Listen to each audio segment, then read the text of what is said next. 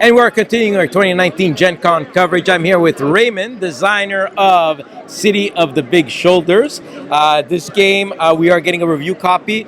So I'm actually really interested in this just because I heard it is a heavy Euros. That's right, Raymond? Yeah, that's right. It's a heavy Euro worker placement resource management game with an 18xx style stock market. That is my style of game right there. So can you give us a quick rundown of the game? Yeah, absolutely. So you play a recent arrival to Chicago. You're an entrepreneur and investor. You have $175 to your name and a dream, and that's it. The game takes place over 5 rounds or decades. Each decade consists of 5 phases. On the first phase, you're going to be buying and selling shares a la 1846. You sell as many as you want, and you buy one of whatever you want. Okay. And we go around until everybody passes. The next phase is a building phase, in which case you will be playing. You'll have 3 of these buildings in your hand. You'll choose one to place down in your player area.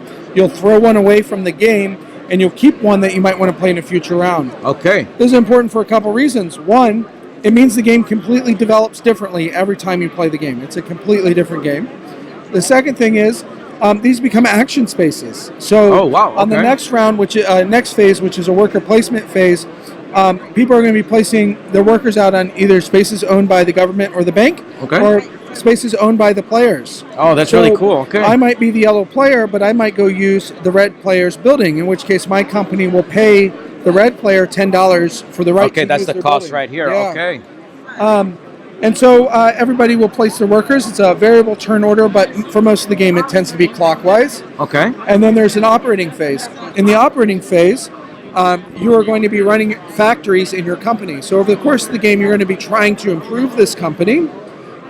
So for example, Brunswick needs 2 brown and a blue. Well, he might activate this in order to get 2 brown cubes.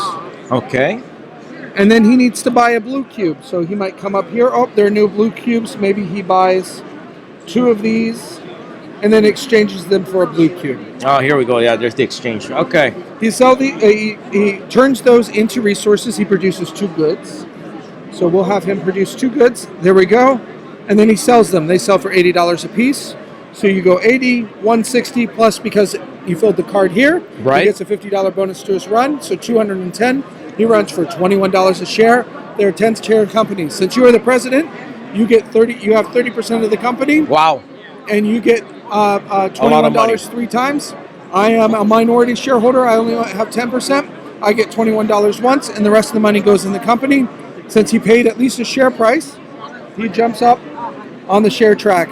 You can single, double, or triple jump in this game. Okay. So actually, in his case, he would triple jump. At the end of the game, over the course of the game, these will improve in price. Okay. At the end of the game, you'll sell all the shares that you own in your companies. You'll sell them to the bank. You'll retire. Whoever has the most money wins. Okay. Yeah. Now, give us a little quick rundown of the expansion. What does that add? Yes. Burden of Destiny. Yeah, so the expansion adds 5 new companies. They're all a little wacky, so they have special rules attached to them. You get a component upgrade where the base game comes with paper money. Okay. The expansion adds card money, so this is nice and thick very card nice. money. Okay. And then you also upgrade from punchboard tokens to wooden tokens with stickers. Oh, very nice. Okay. So that is in the expansion. The base game has 10 companies in it already, and they are all different, and they all have different historical information as well. Oh, wow, that's really cool. So you I can didn't see know there's a big difference. Both of these companies are in the base game. There's a big difference between the 2 companies. Right, okay. And how they work. That's really cool. Now, I saw over there, I seen some poker chips. Where do you get that? Is that a deluxe box? So that is actually Roxley's Iron Clays. So they just had a Kickstarter. We were backers of it, and I reached out to them and said, hey, we're going to be at Gen Con.